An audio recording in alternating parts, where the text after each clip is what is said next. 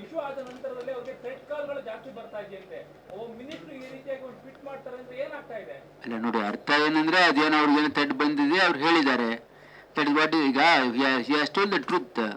You see, ಅವರು he has told what he has felt. ಈಗೇನಾಗಿದೆ ಅಂತಂದ್ರೆ ಅದಕ್ಕೆ ಜನರು ರಿಯಾಕ್ಟ್ ಮಾಡಿ ಯಾರೋ ಕಿಡಿಗೇಡಿಗಳು ಈ ರೀತಿ ಥ್ರೆಟನ್ ಮಾಡಿದ್ರೆ ಅಂತ ಅವ್ರು ಟ್ವೀಟ್ ಮಾಡಿರ್ಬೋದು.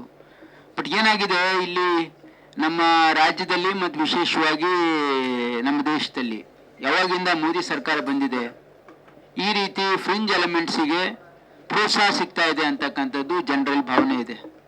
ಮೊನ್ನೆ ಸುಪ್ರೀಂ ಕೋರ್ಟ್ ಚೀಫ್ ಜಸ್ಟಿಸ್ ಮೇಲೆ ಎಸೆದಿರ್ತಕ್ಕಂಥ ಶೂ ಇರ್ಬೋದು, ಆಮೇಲೆ ಬೇರೆ ಬೇರೆ ಕಡೆ ಇವತ್ತು ಲಿಂಚಿಂಗ್ ನಡೀತಾ ಇರೋದಿರ್ಬೋದು.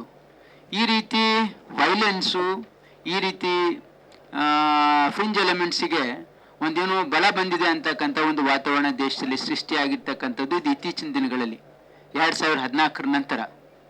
ಮುಂಚೆ ಈ ರೀತಿ ಆಗ್ತಾ ಇರಲಿಲ್ಲ. ಹಾಗಾಗಿ ಅವರು ಕೂಡ ಆಲೋಚನೆ ಮಾಡಬೇಕು. ಯಾಕಂದರೆ ನಮ್ಮ ದೇಶ ಇದು ಪ್ರಜಾಪ್ರಭುತ್ವದ ಒಂದು ಬುನಾದಿ ಏನಂದರೆ ನಮ್ಮ ಸಂವಿಧಾನ. ನಮ್ಮ ಸಂವಿಧಾನದಲ್ಲಿ ಎಲ್ರಿಗೂ ಕೂಡ ಈಕ್ವಲ್ ರೈಟ್ಸ್ ಇದೆ. ಅದನ್ನು ಅವರು ಅಕ್ಸೆಪ್ಟ್ ಮಾಡ್ಕೊಳ್ಬೇಕು ಫಸ್ಟು. ನಮ್ಮ ದೇಶದಲ್ಲಿ ತೊಂದರೆ ಏನಾಗಿದೆ ಅಂತಂದರೆ ಭಾರತೀಯ ಜನತಾ ಪಾರ್ಟಿ ಮತ್ತು RSS they not ready to accept certain section of people as a streamline. ಅವರು ಕೂಡ ನಮ್ಮವ್ರ ಭಾವನೆ ಅಂತಕ್ಕಂಥದ್ದು ಅವರಲ್ಲಿ ಅದೊಂದು ಲ್ಯಾಕಿಂಗ್ ಇದೆ.